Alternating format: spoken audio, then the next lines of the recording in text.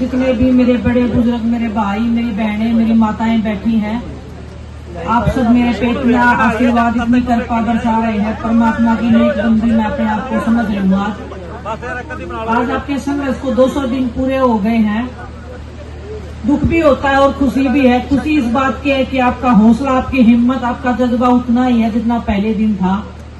दुख इस बात का है कि ये हमारी जो सरकार है वो आपकी मांगे, वो आपका जो हक है उसके लिए सुन नहीं रही है। आप सड़कों पे बैठे हैं लेकिन उनको इस बात की कदर नहीं है, क्योंकि अगर आप लोग अन्न देना बंद कर देंगे तो ये देश के खिलाड़ी भी भूखा मर जाएगा और ये देश का हर एक नागरिक भी भूखा मर जाएगा। उनको इस बात को समझना होगा कि आपके बिना ये देश कुछ भी नहीं है। मैं भाग्यशाली मानती हूँ अपने आप को। आपका आशीर्वाद तो मेरे पे हमेशा रहा है, लेकिन मैं एक किसान परिवार में जन्मी हूँ, आप लोगों के बीच में जन्मी हूँ। परमात्मा ने मुझे इतना नवाजा है इस चीज से, तो मैं खुद पे प्राउड फील करती हूँ कि मैं आप सब के परिवार, आपकी बेटी हूँ, आपकी बहन हूँ और शुक्रगुजार रहूंगी परमात्मा का हमेशा इस बात के लिए। उन्होंने ऊंचे घरों में मुझे पैदा नहीं किया, मुझे संघर्ष के मैदानों में पैदा किया। उस संघर्ष के बीच में, उस संघर्षशील कौम के बीच में मैं बैठी हूँ, उस समाज के बीच में से मैं आई हूँ जिसने संघर्ष किया है। मेरी माँ से मैंने सीखा है हार नहीं माननी है, और मैं आप सब से भी यही सीख रही हूँ कि हमें हार नहीं मानना है। अपने हकों के लिए, अन्याय के खिलाफ में लड़ना है। आपको 200 दिन पूरे हो गए हैं, मुझे लगता है और भी 200 दिन लग सकते हैं आपको। जिस तरह से माहौल चल रहा है, जिस तरह से हमारी सरकार जो है वो सुन नहीं रही है, सुन के भी अनसुना कर रही है। दिखाई तो सब देता है लेकिन वो बोलते नहीं है।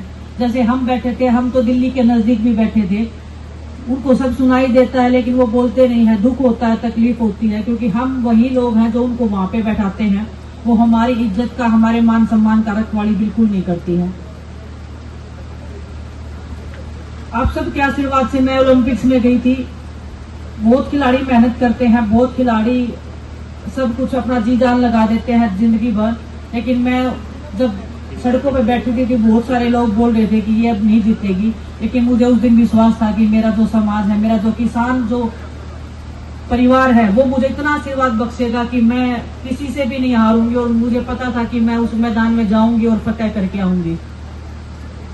आपसे माफी चाहूंगी कि मैं वो मेडल तो नहीं जीत पाई, लेकिन वो संघर्ष मुझे आज भी जिंदा रख रहा है। वो संघर्ष मुझे आज भी लड़ने की हिम्मत दे रहा है। आपसे ही मैंने वो सब सीखा है और परमात्मा से यही आशीर्वाद मैं मांगती हूँ कि ये संघर्ष जो मेरे जो मन में है, मेरे खून में है, वो कभी कम ना हो। मैं लड़ाई हमेशा जारी रखूंगी, आप सबके साथ में हूँ। आज मैं प्रेजेंट आपके साथ में हुई हूँ, लेकिन दिल से हमेशा आपके लिए भी दुआ रहती है, मेरे पूरे परिवार के लिए दुआ रहती है कि कभी भी कोई ऐसी घटना ना हो जाए, क्योंकि दुख होता है।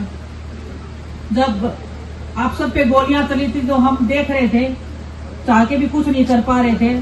बस मैं अपने भाई शुभकर्ण को एक बात बोलना चाहती हूँ कि आपकी बहन आपके साथ में खड़ी है, आपके परिवार के साथ में खड़ी है। आप ये मत मानना कि आपकी कुर्बानी बेकार जाएगी, आपके साथ में हम सब खड़े हैं। और जिस चीज के लिए आपने कुर्बानी दी है, वो हक लिए बिना मेरी जो किसान परिवार है वो यहाँ से नहीं जाएगा, इतना भी मुझे विश्वास है।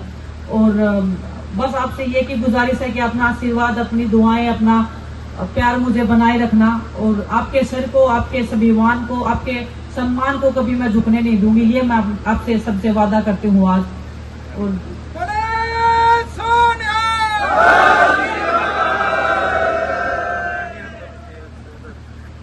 संघर्ष के मैदान में हम ऐसे ही डटे रहेंगे, ऐसे ही हमारा जज्बा बना रहे। परमात्मा से यही आशीर्वाद है, वो गुरु जी हम सब पे मेहर रखें। बहुत बहुत धन्यवाद।